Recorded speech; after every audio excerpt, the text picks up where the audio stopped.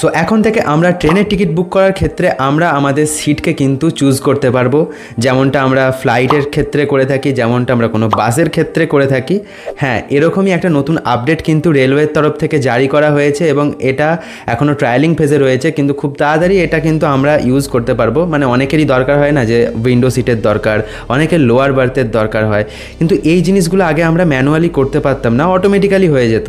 কিন্তু এখন থেকে এগুলো আমরা টিকিট বুক করার সময়তেই করে নিতে পারবো এবং এই আপডেটটার খুব বেশি দরকার ছিল, কারণ বাইরের সমস্ত দেশে যখনই আমরা রিজার্ভেশন করতে যাই তখনই কিন্তু এই জিনিসটা থাকে, কিন্তু এখনও পর্যন্ত ইন্ডিয়াতে এই জিনিসটা ছিল না।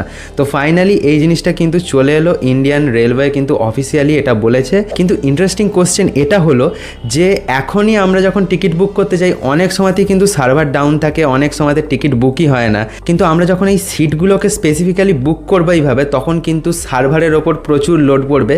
তো সেইটা থেকেও বাঁচার জন্য ইন্ডিয়ান রেলওয়ে কিন্তু এই সিস্টেমটাকে পুরোটাই এআই দিয়ে ম্যানেজ করবে। তার ফলে কিন্তু এই সিস্টেমটা আগের থেকে অনেক বেশি অ্যাডভান্স হয়ে যাবে এবং 10 টাইম বেটার পারফরমেন্স দেবে এখনের তুলনায়।